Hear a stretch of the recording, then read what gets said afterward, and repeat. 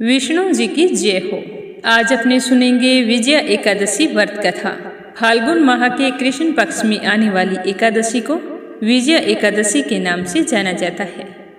इस दिन पूरे विधि विधान से एकादशी व्रत के सारे नियमों का पालन करते हुए अगर कोई मनुष्य व्रत रखता है तो उसके मन की सारी मनोकामनाएं पूर्ण होती है और वह अपने हर कार्य क्षेत्र में सफलता प्राप्त करता है। अब अपने सुनेंगे परम पावन विजया एकादशी व्रत कथा। तो सारे विष्णु भक्त इस कथा को एकाग्र होकर प्रसन्नचित मन से पूरा सुने और कथा सुनना शुरू करने से पहले कमेंट बॉक्स में विष्णु जी की जय हो लिखकर वीडियो को लाइक करें और ज़्यादा से ज़्यादा व्रत रखने वाले विष्णु भक्तों में इस कथा को शेयर करके कंचन भक्ति सागर चैनल को सब्सक्राइब जरूर करें। भगवान श्री हरि विष्णु आपकी सारी मनोकामनाएं पूर्ण करें। धर्मराज युधिष्ठिर कहने लगे कि हे जनार्दन, फाल्गुन मास के कृष्ण पक्ष की एकादशी का नाम क्या है तथा उसकी विधि क्या है? कृपया करके आप मुझे बतलाइए। आज मेरे मन में सुनने की बड़ी ही लालसा उत्पन्न हो रही है। तो धर्मराज युधिष्ठिर की बात सुनकर भगवान श्री कृष्ण कहने लगे कि हे राजन, फाल्गुन मास के कृष्ण पक्ष में आने वाली एकादशी का नाम विजया एकादशी है। इस व्रत के प्रभाव से मनुष्य को विजय प्राप्त होती है। यह सब व्रतों में से उत्तम व्रत है। इस दिन व्रत रखकर एकादशी के महात्म्य को सुनने व पढ़ने से सारे पापों का नाश हो जाता है। एक समय देव ऋषि नारद जी ने जगत पिता ब्रह्मा जी से कहा कि हे महाराज, आप मुझे फाल्गुन मास के कृष्ण पक्ष की एकादशी के बारे में बतलाइए। मुझे आज उसका सारा विधान सुनना है। तो देव ऋषि नारद जी की बात सुनकर पितामह कहने लगे कि हे नारद, विजया एकादशी का व्रत पुराने तथा नए पापों का नाश करने वाला है। इस विजया एकादशी की विधि मैंने आज तक किसी को नहीं बताई है। यह समस्त मनुष्यों को विजय प्रदान करती है। त्रेता युग में मर्यादा पुरुषोत्तम श्री रामचंद्र जी को जब 14 वर्ष का वनवास हो गया था, तब वे श्री लक्ष्मण जी तथा सीता जी सहित पंचवटी में निवास करने लगे।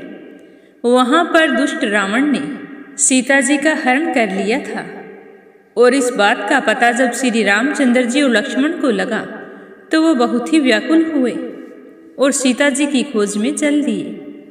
घूमते घूमते जब वे मरणासन जटायु के पास पहुँचे तो जटायु ने उन्हें सीता जी का सारा वृतांत बताया और स्वयं स्वर्ग लोक को चला गया।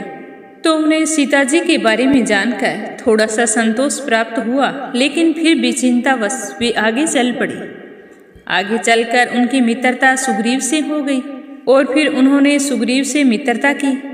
फिर बाली का वध किया। हनुमान जी ने लंका में जाकर सीता माता का पता लगाया और उनसे श्री रामचंद्र जी और सुग्रीव की मित्रता का वर्णन भी किया। फिर वहां से लौटकर हनुमान जी भगवान श्री राम के पास आए और सीता मैया का पता लगाने का शुभ समाचार भगवान श्री राम को कह सुनाया। फिर श्री रामचंद्र जी ने वानर सेना सहित सुग्रीव की संपत्ति से लंका को प्रस्थान किया।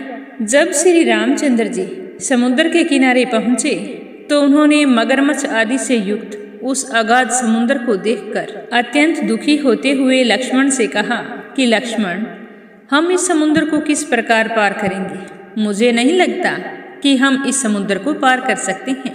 तो भगवान श्री राम की बात सुनकर लक्ष्मण ने कहा कि हे पुराण पुरुषोत्तम, आप आदि पुरुष हैं, आप तो सब कुछ जानते हैं। यहाँ से आधा योजन दूरी पर कुमारी द्वीप में वकदालव्य नाम के मुनि रहते हैं। उन्होंने अनेक ब्रह्मा देखे हैं। आप उनके पास जाइए और फिर समुद्र पार करने का उपाय पूछिए। तो लक्ष्मण जी के इस प्रकार वचनों को सुनकर श्री रामचंद्र जी वकदालव्य ऋषि के पास गए। उनके समक्ष जाकर प्रणाम किया, फिर वहीं पर बैठ गए। मुनि ने भी उनको मनुष्य रूप धारण किए हुए पुराण पुरुषोत्तम समझकर उनसे पूछा कि हे राम, आज आपका आना कैसे हुआ? तो ऋषि की बात सुनकर रामचंद्र जी कहने लगे कि हे ऋषि, मैं अपनी सेना सहित यहाँ आया हूँ और राक्षसों को जीतने के लिए लंका जा रहा हूँ। अब हमारे सामने एक बहुत बड़ी समस्या आन खड़ी हुई है। उसी का निदान पूछने के लिए मैं आपके पास आया हूँ। लंका पहुँचने के लिए हमें विशाल समुद्र को पार करना होगा। उसी का उपाय पूछने के लिए मैं आपके पास आया हूँ। कोई ऐसा उपाय बताइए जिससे हम भली भांति समुद्र को पार कर सकें।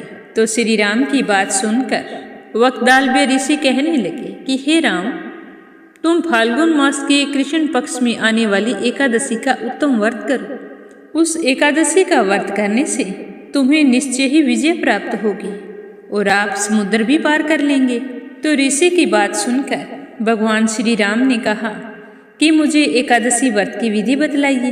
तो यह सुनकर वक्दालव्य ऋषि कहने लगे कि इस व्रत की विधि यह है कि दशमी के दिन सोने या चांदी, तांबा या फिर मिट्टी का एक घड़ा बनाएं। उस घड़े को जल से भरकर तथा 5 पल्लव रखकर वेदिका पर स्थापित करें। उस घड़े के नीचे सतनजा और ऊपर जो रखें उस पर श्री नारायण भगवान की सोने की मूर्ति स्थापित करें। एकादशी के दिन स्नान आदि से निवृत्त होकर धूप, दीप, नैवेद्य, नारियल आदि से भगवान की पूजा करें। तत्पश्चात घड़े के सामने बैठकर पूरा दिन व्यतीत करें और मन ही मन विष्णु जी का स्मरण करते रहें। और ठीक उसी प्रकार रात में भी बैठे रहकर जागरण करें, श्री हरि के कीर्तन करें।